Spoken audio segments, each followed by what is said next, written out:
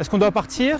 Est-ce qu'on doit faire le nécessaire pour que cet incinérateur ferme si ça pollue? C'est assez violent de se dire que les œufs qu'on a ingurgités, les enfants et nous, pendant 12 ans, étaient contaminés à la dioxine. Comment se fait-il que le SICTOM n'ait pas fait de prélèvement de mousse dans le kilomètre autour de l'incinérateur d'Ivry, Paris 13?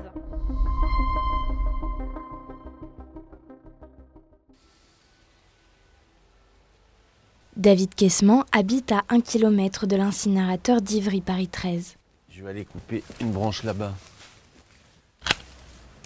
Cette maison, on est tombé dessus par petite annonce il y a plus de 20 ans maintenant. Et on a tout de suite été séduit par son emplacement près du métro, par le fait que la maison elle soit au fond, un peu loin de la rue, donc assez calme. On est bien, et c'est vrai que c'est compliqué de se dire qu'on va aller habiter ailleurs alors qu'on aime beaucoup cette maison. Et en même temps, des fois on se dit, mais est-ce que c'est raisonnable de continuer à habiter à un endroit qui est aussi pollué, quoi ?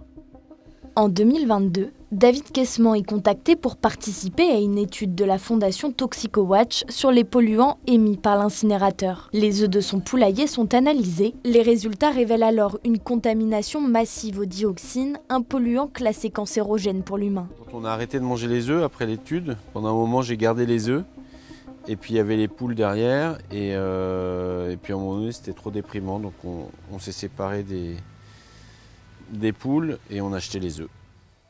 Toujours triste de se séparer d'animaux et puis de se séparer d'un certain rêve, fantasme d'une certaine vie possible, quoi, d'imaginer que même en ville on peut être capable de vivre avec un peu de nature pas trop loin. Visiblement c'est compliqué. Construit il y a une cinquantaine d'années, l'incinérateur d'Ivry brûle près de 700 000 tonnes de déchets par an en provenance de l'Île-de-France. Les résultats de l'étude réalisée par ToxicoWatch en 2022 pointent une pollution au dioxine à Ivry, mais également dans le 12e et 13e arrondissement de Paris. Cette étude a été commandée par le collectif citoyen 3R, dont fait partie Amélie. Cet incinérateur, déjà on a démontré une chose, c'est que cet incinérateur, il pollue. La question d'après, c'est de savoir est-ce que cette pollution, elle a des risques sanitaires pour la population qui habite aux alentours de cet incinérateur. Sollicité par 20 minutes, le SICTOM, propriétaire du site, nous a indiqué avoir souligné des défauts dans l'étude. Depuis, l'ARS déconseille la consommation d'œufs de poulaillers domestiques dans toute l'Île-de-France et assure que l'incinérateur est une source de pollution parmi d'autres. Pas de quoi rassurer pour autant Jonathan, dont le fils est scolarisé à l'Ormochat, une école maternelle à 2 km de l'incinérateur. Nous déjà au quotidien, l'incinérateur, on le voit depuis chez nous, depuis notre séjour, on voit les fumées blanches. Quand on est arrivé sur Ivry, on a posé la question, plutôt inquiet à savoir qu'est-ce que c'était ces fumées-là. On nous a indiqué qu'en réalité, c'était de la vapeur d'eau, donc naïvement on a cru ça.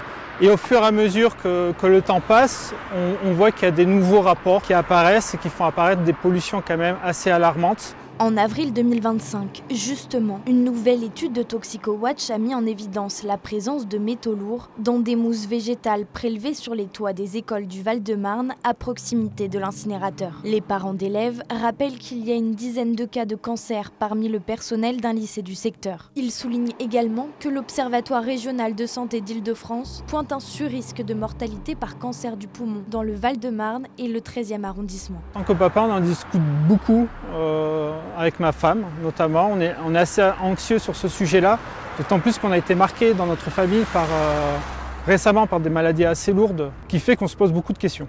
Est-ce que dans 5-10 ans, on ne va pas développer des maladies très lourdes, des cancers? Ça, on n'en sait rien. On se sent seul, on se sent abandonné et on ne se sent pas en confiance vis-à-vis de l'État, du rôle qu'elle doit jouer envers ses concitoyens. Élever notre enfant à Ivry-sur-Seine est-il dangereux pour lui? On est aujourd'hui incapable de nous répondre sur cet aspect-là.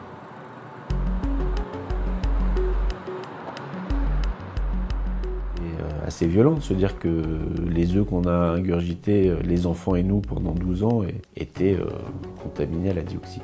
Évidemment qu'on aurait aimé être prévenu plus tôt, et j'ai pas le sentiment qu'en tout cas la municipalité ait vraiment pris la mesure du danger que ça nous a fait courir. Ce dont moi je suis convaincu aujourd'hui, c'est qu'il n'y a pas de risque sanitaire. Si à un quelconque moment, et moi et mes prédécesseurs et les élus de cette ville avions eu conscience ou avions eu des informations précises nous montrant qu'il y avait un risque sanitaire majeur pour la population, bien évidemment qu'on se serait opposé à la continuité du fonctionnement de l'incinérateur et bien évidemment qu'on se serait y compris opposé à la construction du nouveau. Mais aujourd'hui, les services de l'État dont c'est la responsabilité nous affirment le contraire. De son côté, le SICTOM contrôle et mesure les retombées atmosphériques de l'incinérateur et estime les résultats satisfaisants au regard des valeurs repères disponibles. En France, il n'existe pourtant pas à ce jour de réglementation sur les seuils de dioxine. Dans ses relevés, le SICTOM n'a pas prélevé de mousse à moins d'1 kilomètre du site d'Ivry, contrairement à 2 autres incinérateurs dont elle a la gestion à Issy et à Saint-Ouen. De quoi faire bondir le collectif 3R. Le SICTOM nous a également dit, quand on a sorti nos études sur les mousses, vous inquiétez pas, on surveille aussi les mousses. Et donc on est allé regarder sur les données officielles pour regarder quelles sont la différence de mesure, est-ce qu'on a les mêmes résultats qu'eux ou pas. Et quel étonnement, on ne trouve aucun prélèvement de mousse dans le kilomètre autour de l'incinérateur. Sur ce point, le SICTOM ne nous a pas répondu. D'ici 2026, l'incinérateur sera mis hors service et remplacé par une nouvelle usine.